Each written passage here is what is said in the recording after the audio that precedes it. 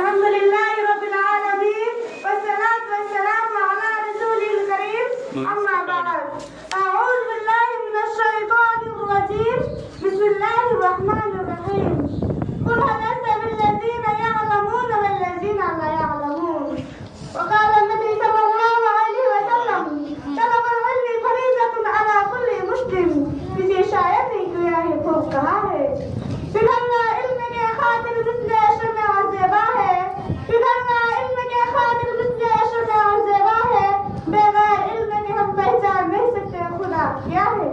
محترم صدر انجمن مشفق اساتذہ اکرام دور دراز سے آئے ہوئے مہمانان اعزاز پیارے ساتھیوں اور بہنوں آج کے سالانہ تقابلی پروگرام میں جس موضوع پر میں گفتگو کرنا چاہتی ہوں وہ ہے تعلیم نسواں معزز سامعین و سامعات میں آپ کے سامنے جو حدیث بیان کی ہے اس حدیث میں مرد و عورت دونوں شامل ہے جس طرح تعلیم مردوں کے لیے ضروری ہے ٹھیک اسی طرح عورتوں کے لیے بھی لازمی ہے کیونکہ معاشرہ کی اصلاح میں عورتیں بنیادی کردار ادا کرتی ہے صاف شفاف ماحول کی تعمیر کے لیے تعلیم نسواں کی ریڑھ کی ہڈی کی حیثیت رکھتی ہے جس طرح جسم کی ریڑھ کی ہڈی کے بغیر بے بس ہو جاتا ہے ٹھیک اسی طرح تعلیم نسواں کے بغیر ہمارا معاشرہ بے بس ہے اور کے بغیر اور بے روح ہے اور نبی کریم صلی اللہ علیہ وسلم کا فرمان ہے ان الدنیا كلها متاع وخير متاع الدنيا المرأة الصالحة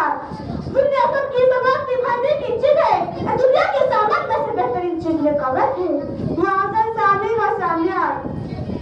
اگر عورتوں پر علم کی جواز آراستہ نہ کیا جائے تو ماحول بگڑ جائے گا اس لیے کہ معاشرے کی افراد گھر کی چاہنے والی میں ماں کی غربت تیار ہوتی ہے اب بچے کا سب سے پہلا دستگاہ اللہ کی گودی ہوتی ہے اس پر کسی شاعر نے کیا ہے خوب نصرت کی چاہ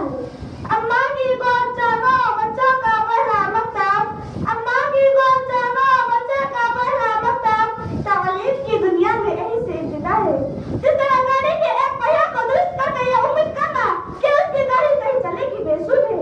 ٹھیک اسی طرح مردوں کو تعلیم یافتہ بنا کر ہر دل کو تعلیم سے دور رکھنا معاشرے کی تصویر سب سے بڑی رکاوٹ ہے